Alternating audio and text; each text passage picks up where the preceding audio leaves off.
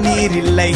அலைக்கடல் அடங்குமோ அதிகார குரலுக்கு? எப்போதும் நீரின் வீழ்ச்சி நீதானே, உன்னை நீந்தி கடக்க முடியாதே. ஒரே பனித்துளி அது எரிமலை அணைத்திடுமா? வேட்டுக்குடியின் கூப்பாடு இனி நாட்டுக்குள்ள கேட்காது.